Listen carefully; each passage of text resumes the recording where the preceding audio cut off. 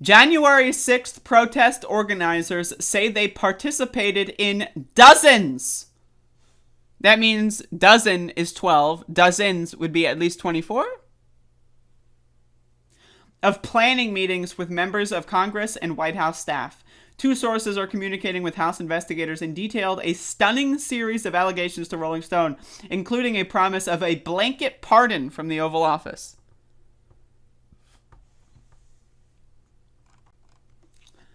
As the House investigation into January 6th heats up, some of the planners of the pro-Trump rallies that took place in Washington, D.C. have begun communicating with congressional investigators and sharing new information about what happened when the former president's supporters stormed the U.S. Capitol.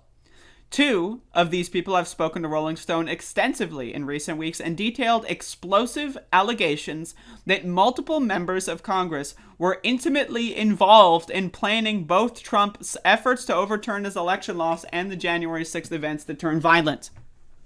Again, we all knew this. We all knew this, but it's finally good to have some clarification on how extensive these communications were.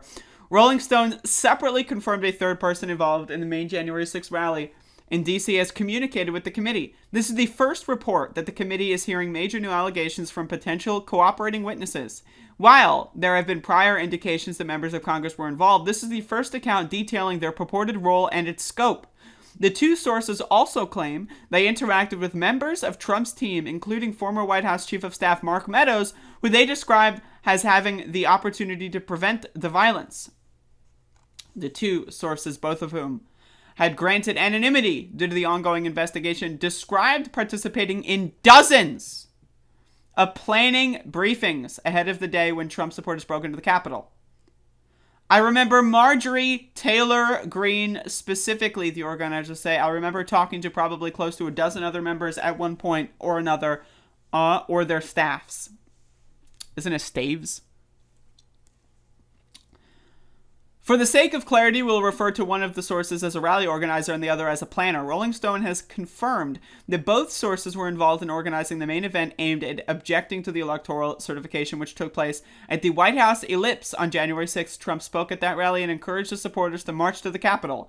Some of the members of the audience at the Ellipse began walking the mile and a half to the Capitol as Trump gave a speech. The barricades were stormed minutes before the former president concluded his remarks. These two sources also helped plan a series of demonstrations that took place in multiple states around the country in the weeks between the election and the storming of the Capitol. According to the sources, multiple people associated with the March for Trump and Stop the Steal events that took place during the period communicated with members of Congress throughout the process. Along with Greene, the conspiratorial pro-Trump Republican from Georgia, blah, blah, blah. They also include Rep. Paul Gosar, Lauren Boebert, Mo Brooks, Madison Cawthorn, Andy Biggs, and Louis Gohmert. We would talk to Boebert's team, Cawthorn's team, Gosar's team like back to back to back to back, says the organizer. Folks, this is pretty big stuff. So I'm going to read into this more later. You can read into it as well. But again, a lot of this is just going into what we already know. These people planned it. 14th Amendment, Section 3, clearly states those who participate in an insurrection against the United States or who give aid or comfort to those planning an insurrection or participating in an insurrection are banned from office. It's the Constitution.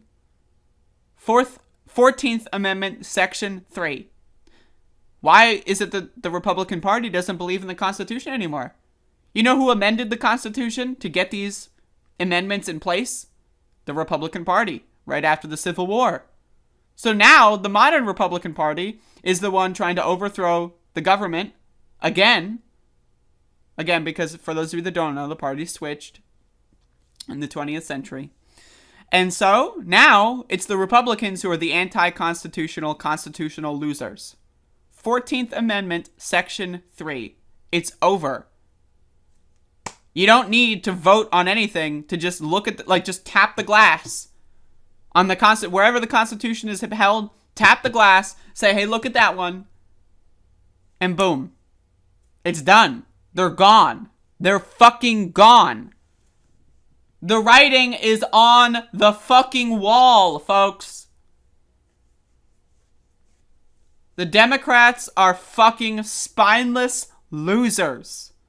They could expel from Congress nearly the entire Republican Party and send most of them to jail, and then they would have full control over Congress and the presidency, and they could pass sweeping legislation that would basically change America for the better forever, but they choose not to. They would rather have Joe Manchin be the rotating villain than just ban Ted Cruz from Congress, ban Josh Hawley from Congress, ban half of the House of Representatives Republicans from Congress, and actually do shit. They don't care about doing shit. Because they're spineless cowards. They don't care about protecting democracy. Some of them do. But the ones in power don't. Nancy Pelosi doesn't give a fuck. Chuck Schumer? You think Chuck Schumer gives a fuck? You think Joe Biden gives a fuck about protecting democracy?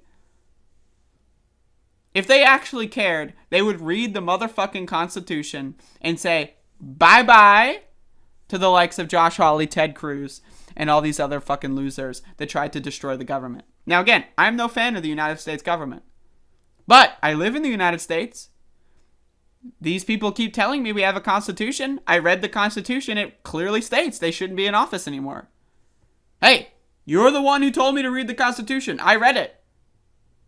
I'm the one who's just giving you... I'm just pointing at... I'm tapping the glass, motherfucker. That's all I can say. But these people are fucking crazy. And every single second that passes where these people are still literal members of Congress, actual elected members of Congress and politicians, every single moment that passes as that still is taking place is a crime against the United States. I don't know what to tell you.